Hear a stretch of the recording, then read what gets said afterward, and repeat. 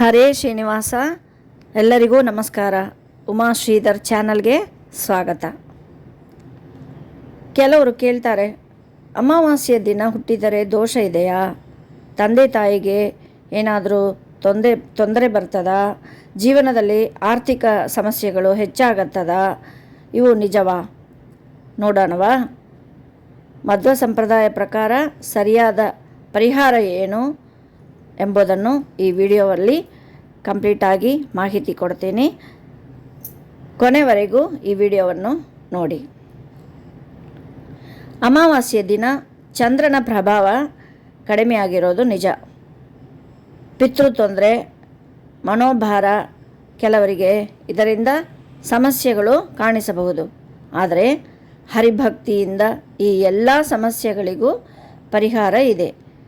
ಎಲ್ಲರಿಗೂ ದೋಷವಿಲ್ಲ, ಆದರೆ ಕೆಲವರಿಗೆ ಪಿತೃಗಳ ಅಸಂತೋಷದಿಂದ ಸಮಸ್ಯೆ ಕಾಣಿಸಬಹುದು.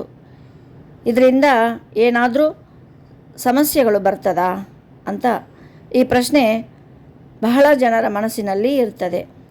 ಅಮಾವಾಸ್ಯೆ ಹುಟ್ಟಿದರೆ ದೋಷವೇ? ಶಾಸ್ತ್ರಗಳಲ್ಲಿ ಹೇಳಿರುವ ಪ್ರಕಾರ ಇದರಿಂದ ಕೆಲವು ಪರಿಣಾಮಗಳು ಇರಬಹುದು. ಏನೇನು ಪ್ರಶ್ನೆಗಳು ಎಂಬುದು ಮತ್ತು ಅದಕ್ಕೇನೇನು ಪರಿಹಾರಗಳು ಎಂಬುದನ್ನು ನಾವು ನೋಡೋಣ. ಮೊದಲನೇ ಪ್ರಶ್ನೆ, ತಂದೆ ತಾಯಿಗೆ ಆರೋಗ್ಯ ತೊಂದರೆ ಬರ್ತದಾ? ಹೌದು. ಕೆಲವು ಗ್ರಂಥಗಳಲ್ಲಿ ಅಮಾವಾಸ್ಯೆಯ ದಿನ ಹುಟ್ಟಿದರೆ ಪಿತೃಗಳಿಗೆ ಕಷ್ಟ ಆಗಬಹುದು ಎಂಬ ಉಲ್ಲೇಖ ಇದೆ. ಆದರೆ ಇದು ನಿಖರವಾದ ನಿಯಮವಲ್ಲ. ಶುದ್ಧ ಪಿತೃ ಕಾರ್ಯ ಮತ್ತು ನಿತ್ಯ ಧಾರ್ಮಿಕ ಆಚಾರ ಮಾಡಿದರೆ ಸಮಸ್ಯೆ ಇಲ್ಲ. ಕೆಲವರಿಗೆ ಇನ್ನೊಂದು ಪ್ರಶ್ನೆ, ಆರ್ಥಿಕ ತೊಂದರೆ ಆಗುತ್ತದಾ ಅಂತ.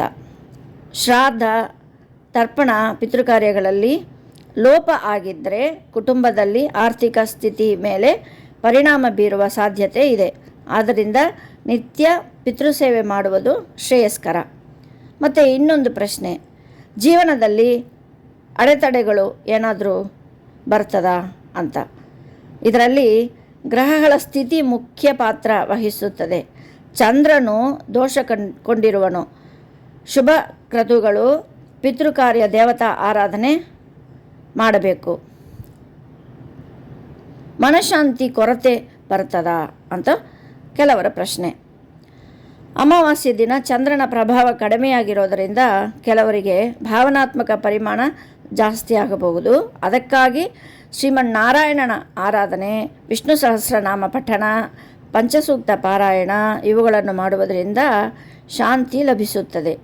ಹೀಗಾಗಿ ಇದರ ಪರಿಹಾರವನ್ನು ಸರಿಯಾಗಿ ಮಾಡಿದರೆ ಯಾವುದೇ ತೊಂದರೆ ಆಗುವುದಿಲ್ಲ. ಮಧ್ವ ಸಂಪ್ರದಾಯ ಪ್ರಕಾರ ಪರಿಹಾರಗಳು ಏನು ಅಂತ ನೋಡೋಣವೇ? ಪಿತೃಶಾಂತಿ ಹಾಗೂ ತರ್ಪಣ ಇವುಗಳು ತುಂಬ ಮುಖ್ಯವಾದದ್ದು. ಶ್ರೇಷ್ಠವಾಗಿ ಪಿತೃಗಳಿಗೆ ತರ್ಪಣ, ಗೋಸೇವೆ, ಬಿದಿರಿನ ತುಂಡಿನಿಂದ ಜಲತರ್ಪಣ ಕೊಡೋದು ತುಂಬ ಶ್ರೇಯಸ್ಕರ ಅಂತ ಶಾಸ್ತ್ರದಲ್ಲಿ ಹೇಳುತ್ತದೆ.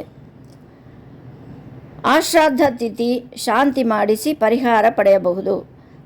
ಆಶ್ರಾದ್ದ ತಿಥಿ ಅಂದರೆ, ಆಶ್ರಾದ್ದ ಎಂಬುದು ಪಿತೃಗಳಿಗೆ ಶ್ರಾದ್ದ ಮಾಡುವ ಒಂದು ವಿಶೇಷ ವಿಧಿ.